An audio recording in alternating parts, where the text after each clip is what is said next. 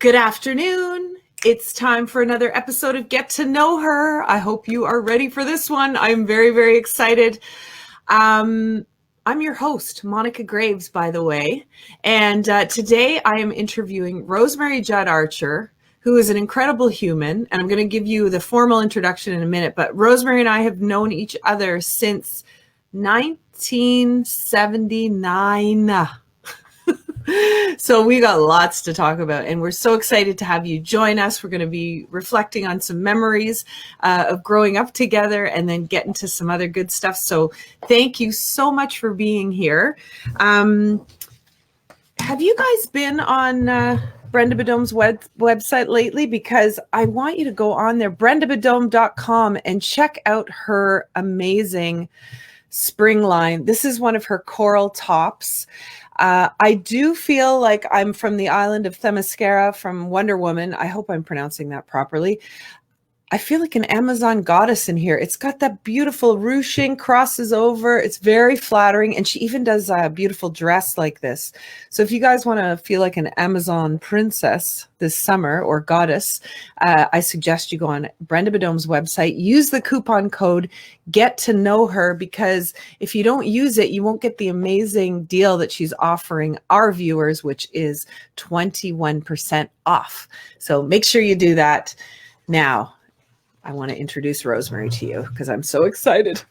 Rosemary works in the Educational Service Department of the Provincial Office of the Ontario Secondary School Teachers Federation.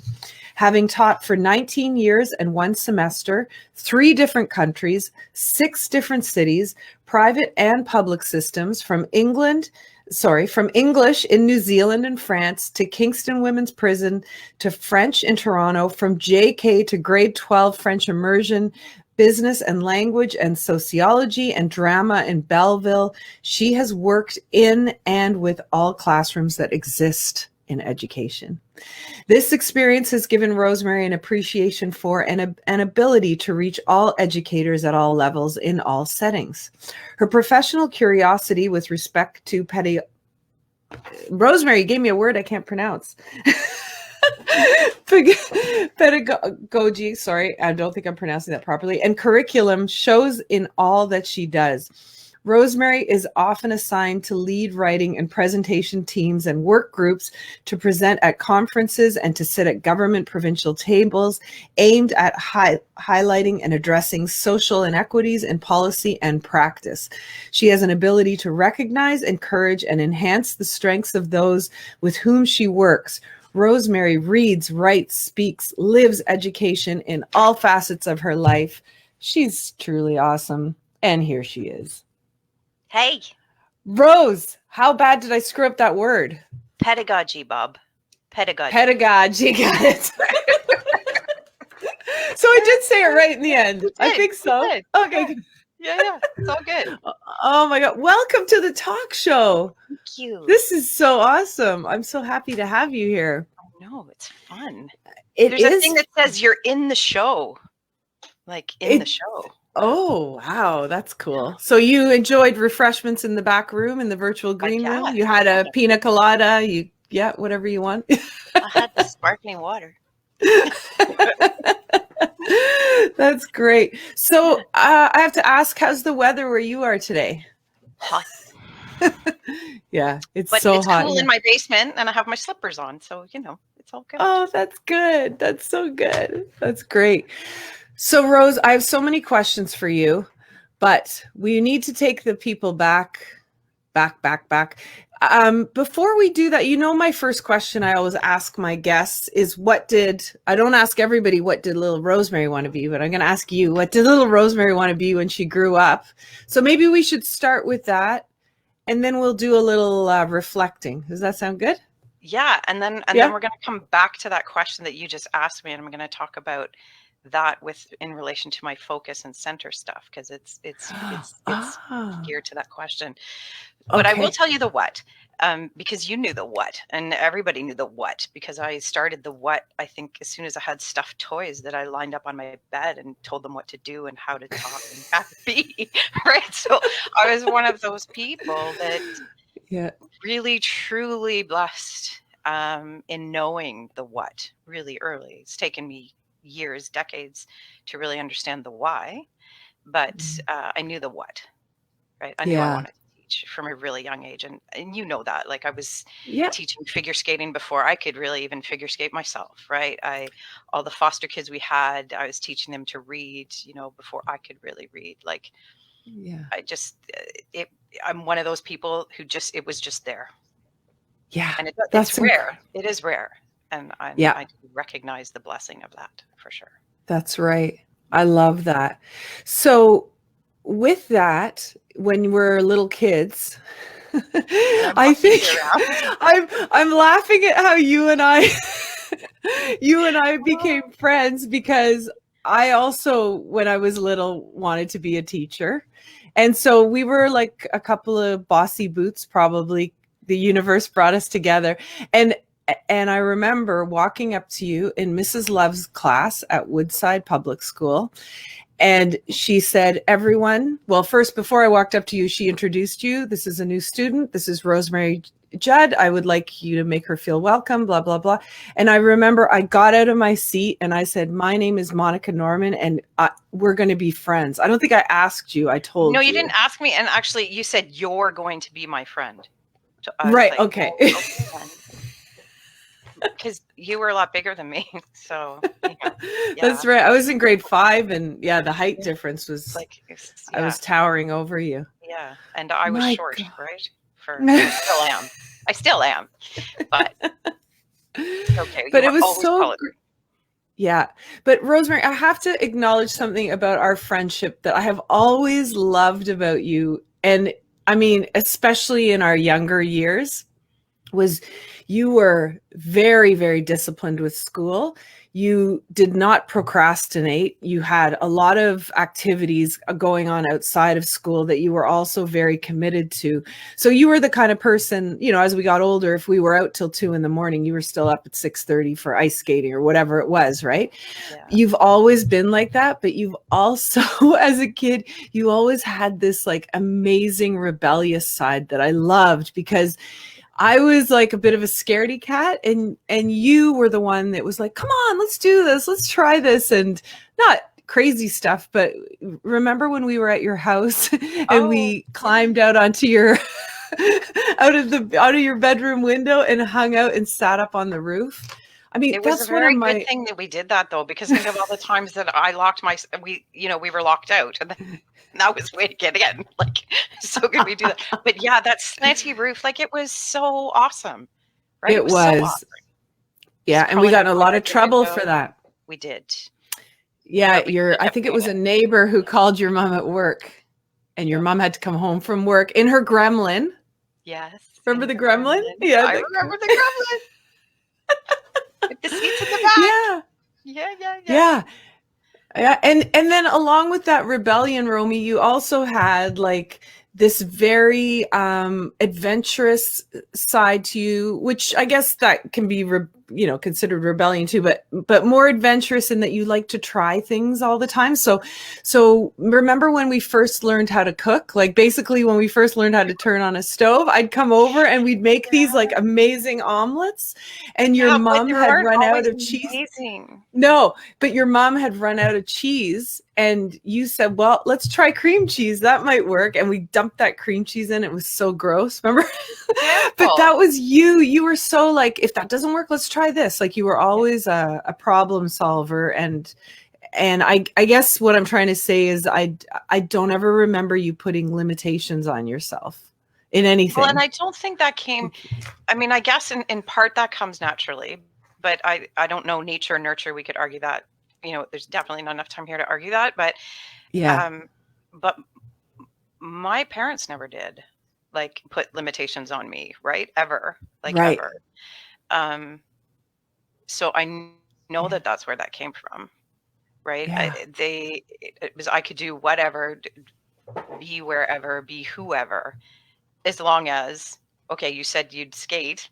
We paid for your skating. So you're up at 4:45 a.m. to get in the car, to get to the rink by 5:30, to get on the ice at 6. Yeah. And as long as I had my good marks, And I didn't have to have good marks because good marks were important. I had to have good marks because I was capable of having good marks. I think you remember the difference between how my brother was treated with school and how I was treated with school. It was very different. But it was incredibly respectful, right, of who we were as individuals. So yeah, there was that rebellion side, but there was always that, I think I had the freedom to do that kind of thing, Monica, because I also had that structure that I knew I had to respect. Right. So I can, I could be out late at night and, my mom and your mom, Karen knows. Yeah. Karen and Belinda both know now. And I think they knew that. I swear to God, they knew that. But they knew that we were like at McDonald's walking home at 1 a.m. right? But as long as I, was still getting my 80s. So I had that structure that kept me safe, right? That mom put me there. But I was allowed to play within it, right? It gave me the freedom to play. So it's like a toddler in a playground, right? They're empowered to go and try the monkey bars, to climb up that slide, but they're looking back. Right. If I fall, there's somebody. I'm looking at Wonder Woman. If I fall, Wonder Woman, she's right there. But and that was huge for me. If I fall, Mama's there. Who is Wonder Woman? Yeah. My mama is a Wonder Woman, like yours. Exactly. But I knew that so that net was there, so I could explore, do weird things, rebel a bit. But I knew, and for me, I also knew I had that structure, right? So I knew I wanted to be a teacher, and I knew what it was going to take to do that. So I couldn't, and I knew I would need scholarships to get there, right? I knew money wasn't going to fall from the sky. Right. So I knew I had to have the marks to get that, to be able to. Yeah. And Romy, when you're describing how your mom and dad raised you with that freedom, but there are certain things, you had to accomplish and you had to, and that's another thing. Like I remember when, we couldn't get together at a certain time on Saturday mornings because you had to clean. So you weren't available until like after noon usually or whatever. Yeah. And then on Sunday, and Sundays you guys were at church in the morning. So there were certain things that you were doing.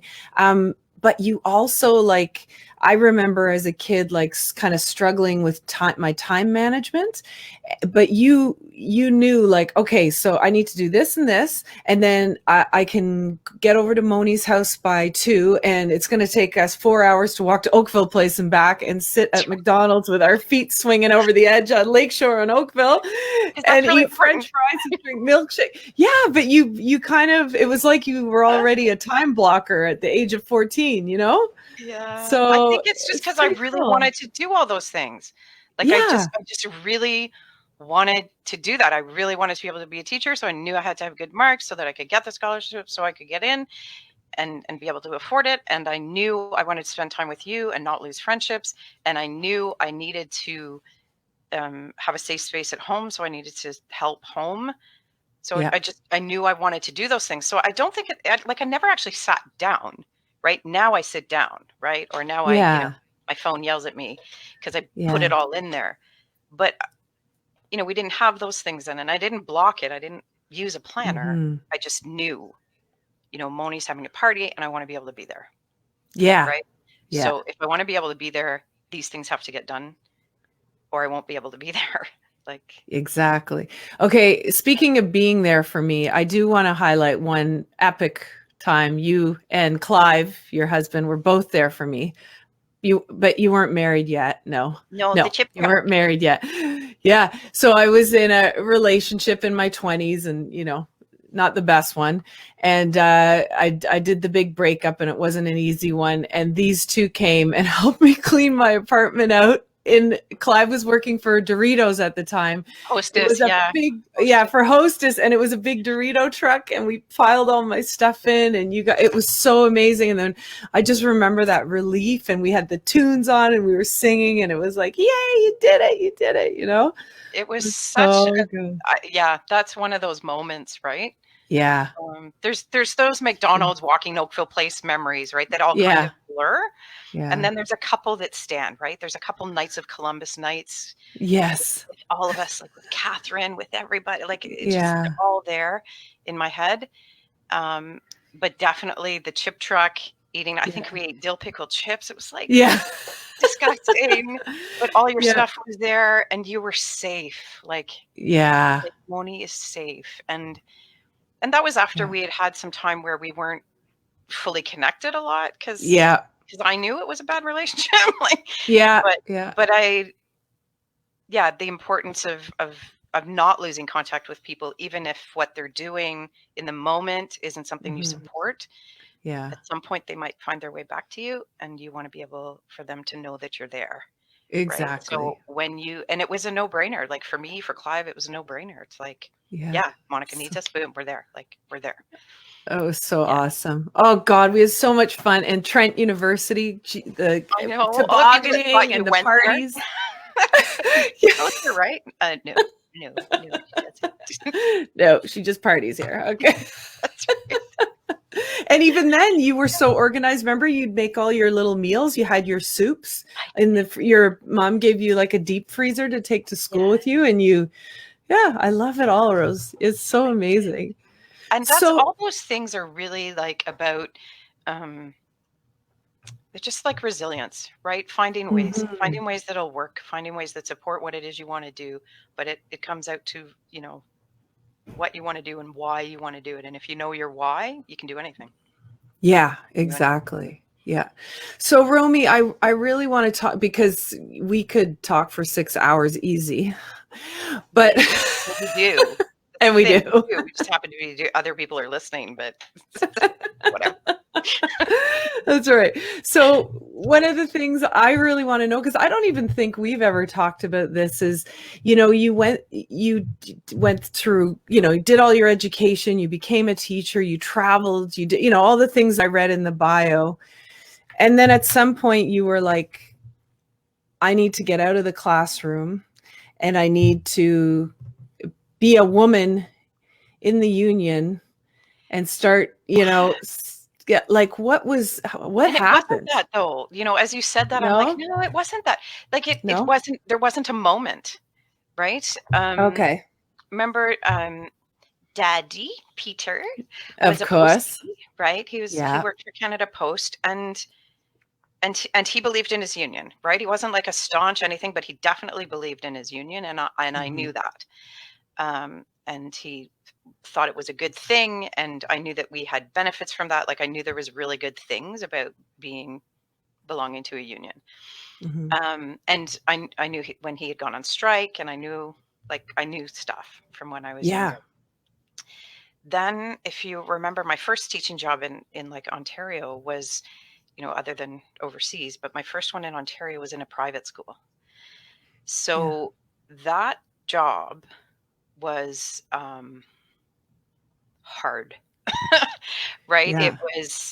I was the only French teacher in the building, so it was all on me. I had no prep time. I basically had no lunch. Like it was really, I knew it wasn't right. I knew the working conditions weren't right. And I think you probably remember that my first year teaching at a private school, and so September start, and my dad died at the end of September. Yes. But I remember when I started that job, my dad was so proud, and so excited for me. But he was also, this won't be forever, Rosemary. Like this is a private school, and you're not unionized, and this won't be forever. Like. Wow. It was beyond that. And I knew that, and he knew that. Like we knew that there were just no jobs at the time, and I had French, so I was able to get a job. But in that, I realized, like working there, I realized all the things that weren't right about that, right? And all the things that weren't right about that from an education standpoint, from the student's perspective, but also obviously from the teacher's perspective. Then I got the job in Belleville in a public school, and awesome. Bayside Secondary is a great, great school, still is. My youngest, Max, is there. Yeah. And then I was there for a while. Then I got pregnant with Charlie, and I was like, somebody said, hey, would you like to be part of this committee in the committee, they asked me to be part. Would you like to be part of the CBC committee? And I was like, oh, cool, CBC, like Canadian Broadcasting. Like, what is that? It's like, no, collective bargaining. I'm like, oh, okay, sure. And they were like, awesome. you worked in a private school, right? So maybe you'd have an interesting perspective. So, and then it just gradually became. I realized, yeah, this is a really cool way to connect with people within education. And then it was so organic, and most of my colleagues at Provincial Office, same thing. It's not like any of them started out going rah rah rah. I want to be. It was this organic thing. Yeah. Recognizing the importance of the union, and then for me over time, as I got involved in some provincial stuff, this one moment, and I'm going to say her name because it's a good thing. Lynn Hopkins. She was in a role that I currently have, and I was pregnant. I was volunteering on a provincial committee, and I had basically just found out I was pregnant, and I was like, okay, well, next year I won't be on this committee because I'll be on mat leave. And she looked at me straight in the face. We were in an elevator. We're the only two. And I said, I won't be on the committee because I'll be on mat leave. So I won't stay on the committee. And she looked at me and she said, why? I said, well, I'll be on mat leave. So I just don't think why?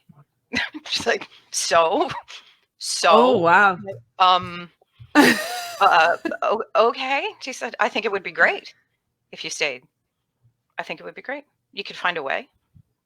If you want to, you can find a way. It's like, yeah, I do want to. Okay, I'll find a way. And so I found a way. And so Mama came, and as you know, like all the pictures, whatever, I think Charlie, who's my eldest, is going to be 20 soon. Goodness. Your godchild's going to be 20. I know. And I remember those pictures in the hotel room. Yes. And so Granny came, right? Granny came, and sometimes Daddy came, and strollers, and, speaking at the front to all kinds of people, and then going to the back because, okay, I need to wrap this up because you hear that? That's Charlie and he needs to be fed and I got to go. Then it just became a thing, and I realized how important that was. And I don't know how many emails I got or messages or people that said, I'm so glad you brought your child. I'm so glad you brought your son. Thank you for doing that, and I realized, okay, yeah, a woman's place is in her union, and a woman's place is at any table where decisions are made is where women need to be. And so I need to be there. I have this opportunity. So I need to take advantage of it. Right. And so then it just evolved and evolved and evolved. So it was really hard, actually, Monica. I don't know that we ever talked about it. It was really, really hard for me to leave the classroom. I love the classroom. And so thankfully the department that I'm in, I still get to teach, right? I teach tons. Okay. I write those workshops with other members and writing teams and work groups. And then we get to present them, right? So I still get to teach, which is huge. As you know, since I was in diapers, right? It's in your, that's it. So you have a friend here, Wendy Hershiger, who says, I remember you at AMPAs with your babies. Yeah, AMPA is our big annual meeting, and there's a big escalator. They're often held at the Sheraton downtown, so there's a big escalator going down to the basement. And Granny would have like Charlie or Max or whoever at the time in like a little stroller, like balanced on the escalator going down to come and get down for like nursing time and stuff. So Wendy's saying she remembers that. That's cool. That's so cool. So Rose, through this experience with this type of work, like within the union, I guess you learned so much yourself. Did it feel to you like going back to school? Like even from that first thing that Lynn said in the elevator, like you were shown an opportunity that you were like, oh, I didn't even think that I could do that. Right. Like, do you think that, you've always been, like I said at the beginning, the kind of person who will just put yourself out there and try things, and you're very adventurous, but did that really help you in your own personal growth to see that there are no limitations and I actually can help other people to realize what they're capable of, Well, I think it was Absolutely. For me, I can't stop learning. Like I'm a forever learner. We all are, but I thrive on it and probably survive because of it. Like it's a deep, deep need. So I'm constantly looking for more, right? I'm constantly reading, constantly, and I'm usually reading about education or social justice or ways of improving myself or others or helping or that type of stuff. So for me, when she said that, I hadn't thought of it. So just that little, like, that's all she said. Well, why? Yeah. Oh, I hadn't even, so she just made me see it in a different way. Yeah. And I realized, oh yeah, like I learned so much. I'm constantly learning. Education too, as a teacher, I was constantly learning because you have different people in front of you all the time, right? All the time. Every class, every semester, even the humans in front of you change because they're adolescents. You know, because I ended my career teaching mostly adolescents, secondary school, and they're constantly changing just as humans because they're evolving. So you're constantly learning, but I needed the additional challenge for sure. And the opportunity was there. So it just happened organically. Yeah, that's awesome. So I would love for you to talk to us about personal focus and center statements. What does that mean, Rose? Okay. Yeah. So teach us. You asked that question. You said, what did you want to do when you're little? So that's a question we ask we ask 3-year-olds, right? What do you want to be when you grow up? Yeah. And when I taught grade 10, there's a course in grade 10 in Ontario that's mandatory. It's called Careers. It's a half course. It's like 9 weeks. And when I taught that course, I really worked with students about creating sort of a focus statement, a center statement, centering themselves in work as to who they are, to figuring out who they are. So beyond the, what do you want to be, right? It's why. So answer the question, sure, what do you want to do? But then it's all the questions that come after that. Okay, why? Okay, why? Okay, how? Where? You know, and so their project was always, and I think it still is for most, you know, you pick something that you want to do and then you trace it back sort of from grade 10 on, all the steps to get you to that thing. Right. But in that work, the importance is why. So why that school? Why that, you know, why that company? Why? The important isn't the what, it's the why. You know, because I'll feel this, because I want this, because I need this experience, because I need. So in asking those questions, in answering the whys, the because blah, it's the blah that comes after the because that's important and that drives us. So mine, and I openly share it, it's a process to get to it, is asking a ton of questions. And with 15-year-olds, you often have to ask a bunch of questions because sometimes their vocab's not there. And that's okay. And I did it in French too, so it would often be sort of a franglais thing because they wouldn't have the words. My focus statement, and it's slightly changed over time, but the idea of it hasn't. So just the words of it have. It's creatively connecting with others to empower. That's my focus statement. Nice. And the idea of that is your focus statement is you're going to do that wherever. Like I'm going to do that. If I was washing dishes, like when I worked in restaurants, remember when I worked in all those restaurants? Actually, right? I do want to say something about the one restaurant, just to give people a flashback. Remember, it's so everybody who lives in Oakville, downtown, Paradiso's there now. And you worked there flipping burgers to basically fund your university education. Yeah, like Garfunkel's 1950s, like it changed 1950. Yes. Okay. I was Garfunkel's for a while. Yeah. And I worked across the street at Navy Blues when it was that like fine dining kind of place. Yeah. But super amazing skills. But the idea is I was creatively connecting to empower when I was doing that.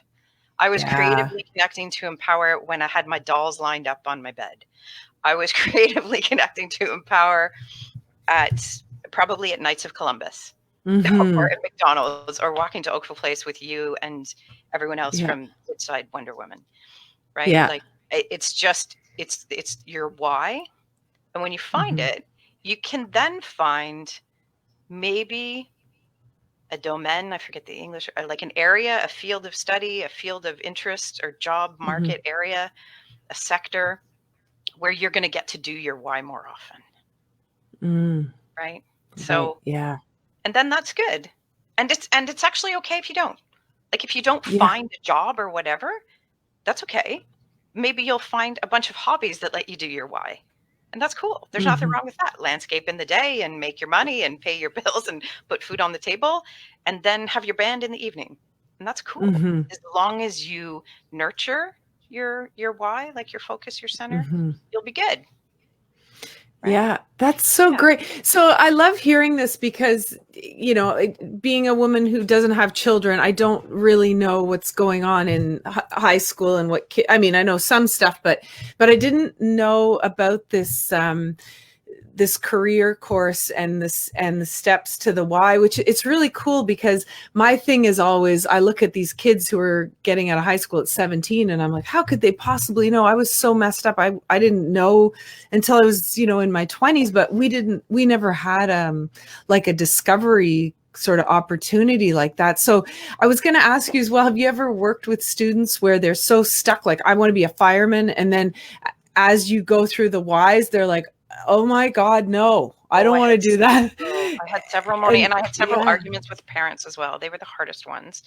But, and again, I do want to say lots of people teach that course differently, right? So okay. Not everybody does it the way I did it. So I'm certainly not wanting to put that on educators in any way. Everybody teaches the Ontario curriculum in their way. That's just the way I taught it. But I did have arguments, definitely. But the most vehement ones or the most animated ones were with parents. One that I can remember, the school Bayside is right near the Trenton Air Force Base, and so lots of the students did have parents who work at the base. And one student, really clever academically, so super high marks all the time, and grade 10, 90s all over the place, and had careers with me in second semester. So even, you know, 3 semesters of high school had like 98 per average, like insane. Wow. Really, really clever. Totally loved working with his hands all the time. Like that's just building and engines and motors, and like that's just His dad was a mechanic on the base, like airplane mechanic. Or technician, I'm not sure, and I'm apologies to anyone who knows the terms that I don't know. But they were adamant that he was going to be a doctor. They're like, you're so smart, and you like solving problems, and you know you could be the first doctor in our family, and all that kind of stuff. But everything that he did in that 9 weeks was all about working with his hands and building a scratch. Anyway, he became an engineer, you know, an aviation engineer. And for some time was working with his dad on the base once he graduated and stuff. But that initial was really hard. Right? That initial conversation was, here's his project, and I had them their project they had to share with an adult in their life. Some people shared it with their aunt or an uncle, but he wanted to share it with his parents, and when he shared it with them, they were upset. Wow. Because it's hard, right? It's really hard when you set a goal for your child, and you think that that's going to be what's best for them, but then they evolve into who they're going to be. And you have to just kind of go, okay, I'll just be in the back like one woman back there, and I'll catch you if you fall, but I'll be here. And that's a hard transition to do. Wow. And how wonderful that you were able to have those conversations with parents like that, you know, like that's a lot different than our parent teacher.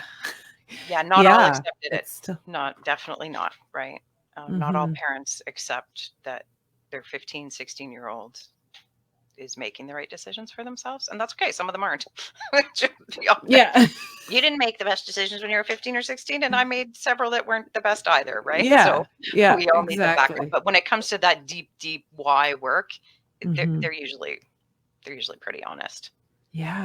Oh wow, that's amazing. So I got other things. I keep looking at my paper because I want to cover so much stuff. Let's talk allyship and porcupines. I love this. Oh, yeah. So this year I had the Yeah. privilege of working on a writing team to create a workshop on allyship for by OSSTF members, and it'll be for OSSTF members. But that work of allyship has always been important to me, and it stems back, Moni. It's like back to the bike racks at Woodside. Seriously. Oh, like God. it's that far back. Like if you think about it, like if I'm really honest with myself, that's okay. So Woodside, everyone, was our elementary school that yes. to. And there is a group of us, and we're still friends. I can't even remember how many we are. I'd have to we're like 8, I think 7 or 8. Yeah. And one who joins us from the heavens, which is okay. I've learned that that's okay. I am okay with it. But Catherine and Melissa and Melanie and Joanne and you and me and Sally and Jen and like it just Cornelia and we had this I don't know, we just had this thing. We just had this thing, and a lot of it was the bike racks at the school, like elementary schools. Bike racks are pretty important. And it was there in those moments. And we had a couple fights there, right? So but it was in those moments that were rooted in compassion. And that's what I'm getting at with the porcupine thing. We might not always understand what someone is going through, but we know what it feels like to be pricked. We know what it feels like to have a quill coming at us. It might be coming at us because someone thinks we're fat, right? It might be coming at us because we're not the same color skin as someone else. It might be coming at us because we practice a different religion than someone else, or because our English isn't the same, or because our clothes are hand-me-downs from my brother, right? So that might be why the quill's coming at. It doesn't matter why the quill's coming at. I know what it feels like to have the quill. So that's what allyship is about to me. It's not about I know exactly how you feel. It's like I know what that feels like. I don't know what it feels like to have an anti-Black racism statement at me, but I know what it feels like to be made to feel like poo. And I don't want you to feel like that. And I recognize that you're feeling like that. So I want to be your ally. And what can I do? So that's why I connect the two together. Yeah. And going back to that group of us, you made an interesting point when we were just talking backstage that you said, weren't we all first generation Canadians, all of us? And with the exception of Catherine, we were. Yeah. And I think that was a big part of it. Because we were different. Now with Catherine, she came later and she came from another school, and she kind of looked like she was so tall, right? She was like almost so big. She was like 5'10" in grade 5 or 6 she or was whatever. Huge. Like, yeah. And so anyway, I loved what we had because there was also a teacher at that school who, I'll call them, like, it was a toxic environment where she was making students feel like not included, doing subtle things like talking about, I remember Rosemary, like she would talk about things like, who watched Fantasy Island last Friday night? And I'm like, Fantasy Island? My parents, I'm not allowed to watch that. And so some of the kids who had no bedtimes, they were like, oh yeah, I watched it. And she'd be talking to those kids and leaving us out. And then, in parent-teacher meetings saying to our parents, like, I don't know what's wrong with Monica or Rosemary. She's so withdrawn. And our parents are like, who are you talking about? That's not my kid. Like, it was a very hard, and we all had that teacher. And I think she, in essence, was our first bully. Maybe not our first bully, but she was an adult bully in a way. Yeah, she wasn't my first, because my first was at the school before I met you. And she was similar in that I skipped, or I got lost at that school from Falgarwood. I left the classroom, and they phoned my mom and said, your daughter's skipping. My mom was like, she's in grade 3. So like, find her, find her. And I was bored out of my brain, frankly. And I had walked down the hall to like the grade 6 classroom where they were reading a book that I thought was way more interesting than the stupid stuff we were doing in grade 3. And when the teacher phoned my mom, it was like, well, and she doesn't read. My mom's like, what? Are you kidding me? She's reading the grade 6 stuff down the hall. Like, you don't know her at all, right? Wow. So, and then that repeated again at Woodside, right? And those weren't the only teachers. Of course, we all have memories of amazing teachers and also teachers who didn't connect. And I think for me, it was, wow, this impacts people. Like who they have in front of them impacts them, who they have around them, the adults around them in a school setting impacts people, and it can take them one way or another, and it can really open their eyes to things. And it helped me. Like, I have to be honest, having those teachers, Monica, the one at Woodside, helped me, frankly, be a better educator. It did, because I'm like, I don't want that to happen. I don't ever want a student to feel that way when they had me as a teacher. So I'm glad, I'm thankful for those experiences. Yes. And I'm thankful for the fights at the bike racks. Sorry, Mom. Yeah. I said fights, and I think you only knew that if Mom was watching. But there was more than one. Yeah. But I am thankful for them, because I learned about the porcupines. I learned about the quills. I learned about, even though the person didn't insult me, it still wasn't right. I'm going to stand up about it. Yeah. Me and a bunch of us standing in the principal's office, right, saying it's wrong. Like, this is wrong. I know. And Rosemary, how lucky. Yeah, but we were so lucky at Woodside, because our principal who came in, and I'll say her name, Mrs. Wetlaufer, she actually listened to us. She did. And said, okay, behavior not appropriate, girls, but what you're standing up for, I will stand by that. And it was good. And our moms, it was like, okay, yes, we have to be suspended because, we hit people, and that's not good. But, but we, right. So. Yeah. And we stood up. I mean, we stood up to bullies, right? Like, and now we know so much more about how to stand up to bullies. But back then we didn't, we didn't talk about it. We didn't know about it, it's so crazy. Like, I still remember being at that school and my brother and I being called Nazis. And I'm like, do you guys even know what a Nazi is? Like, no. Do you have any idea what people went through in World War II? Like, and so then we would. And that's not at all your history either. That's not your story, right? Your story was one of, with your Oma and Opa, like, it was just so much more to your story, right? And that's always the danger of a single story. There's never a single story. No, never. No, it's amazing. But so for anyone who's listening, watching, we call all of these girls, we call ourselves the Woodside Wonder Women. And whenever we can, like when COVID first started, we were all on a call every Saturday morning and talking and just working through this. And I think this pandemic has brought all of us closer together, because what ends up happening too, like when you go to school with a bunch of girls, we've all kept in touch, but of course you and I have always been closer, and then you would be closer maybe with Melissa Jameson than I would, but now we're all kind of together, and it's so nice.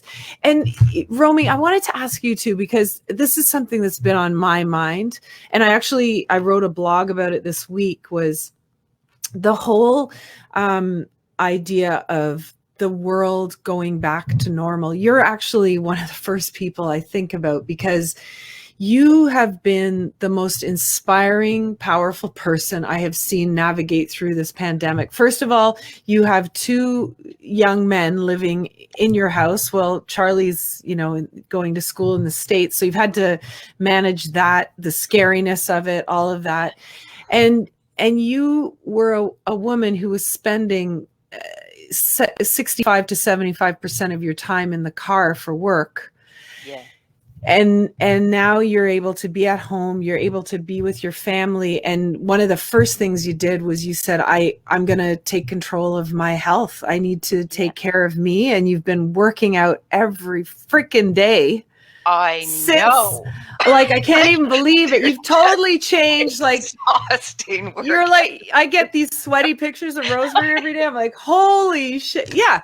And you're drinking your water, you're eating your good foods. You're still enjoying a little indulgence here and there, but you're really like, you're fueling yourself with goodness because you're a Wonder Woman. You want the power, right? Like, but I mean, there was no way in hell you could do that before. You made, I don't even want to say you made sacrifices, but you made choices so that you could provide for your boys and you could do all the things that were important. So my question to you is this: now with this, we're all going to go back to normal after the second shot. What does that mean for you? Is there a normal? Are you going back to Toronto? Are you like, what's happening? I don't know. I have, again, the absolute blessing, huge honor and privilege to do the work that I do. Absolutely. I have an amazing job and amazing colleagues, and I work with and for amazing people. Educators in this province are amazing. And my federation, the union that I work for, OSSTF, represents everything, sort of like JK up to, university, French public, English Catholic, all the whole spectrum. And it's wonderful. It's amazing. Over 150 different job classes, like really cool people that I get to meet and work with. But with it also is a lot of flexibility. So, and the pandemic has made it possibly so that there's going to be even a bit more than that. Used to be that in order for me to connect with people like in Timmins or, a bargaining unit that I'm connected with up there, I would have to fly. It was just, I would have to go, and it would be sort of 2.5 days basically of doing that. I'm still gonna do that. I actually can't wait to go. Like, I can't wait to see Timmins and Cochrane and like Porcupine, actually, even. I can't wait to go to those places again and see those people and squeeze them. But I'm not going to have to go every time. So, once I have a connection, and then in order to maintain, or if a quick meeting's needed, we can do it this way. And I've learned to do it this way, like you have too, right? You can connect. It's not, you can maintain a connection this way. I don't think you can create one. I really believe that the face-to-face is important to create connections. And again, for education, I believe face-to-face is important because learning happens through relationship and connection. And that is crucial. But I think you can have quick check-ins and you can maintain things this way. So I don't think I'll need to be traveling as much, in part because I already have created a lot of those connections. Right. So I'll still have to do some, but the other side of it is I wasn't ready before, Monica. Like you said, I just wasn't ready. I was focused on other things. I was focused on the newness of this new job and the career and the boys. And I'm still focused on all of those things, but I'm just at a better space of managing them all. And I'll find time. And I'm not worried about that because now it's so much part of my life that I know I will. But I'm thankful for the time that I had to make it become part of my life. Yeah. And I don't mind doing the shout out here. Like, Lean Squad is really easy for me because it's on my own time, when it works, when I can do it. And then there's a whole support with it. So it's been really good for me. But I've been able to do it on my own terms. So I'm not worried about being able to maintain it. I know that I will. Yeah. It's been over a year now. So the routine, the habit, basically the need is there. Yeah, for sure. Oh, that's so great, Rose. And I think, for a lot of people, like, just looking at this, like you said, doing the face-to-face when it's important and when it needs to be done. But like, my hope for people is that they can do more, do their quality work at home so that they can have time for more time for their family, more time for their friends, more time to take care of themselves. Like, why are we sitting in cars for hours and hours on end? And then also, what's that doing, to the planet and the atmosphere? Like, there's so many benefits. The other great thing about the pandemic is, a lot of employers, probably their worst fear is like, how do I get people to work from home? Like, how do I know they're even working? Like, what? But they've had a long enough time now to measure the productivity, and I think in a lot of cases it's gone up.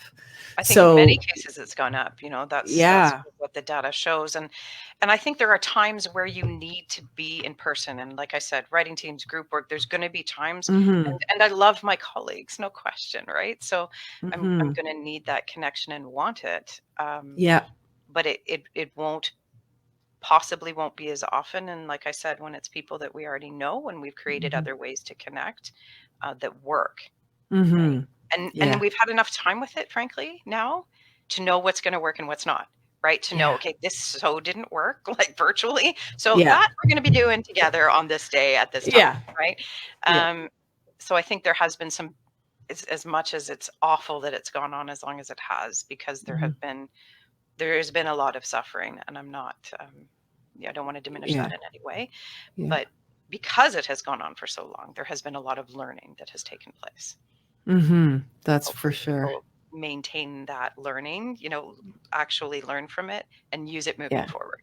Right. Yeah, definitely. Rose, can you believe we've talked for 50 minutes already? I can't. Yeah, because we can, I do, because that's like nothing for us, because we can talk for like 5 hours and it's nothing. And you get like Belinda saying, Rosemary, get off the phone. I'm just talking to Monica. Just like under the covers, talking to Monica, go away. I have the best memory of laying down on my kitchen floor, talking to you with my feet up. Remember my parents, well, your parents do the phone with the long cord that hung in the kitchen.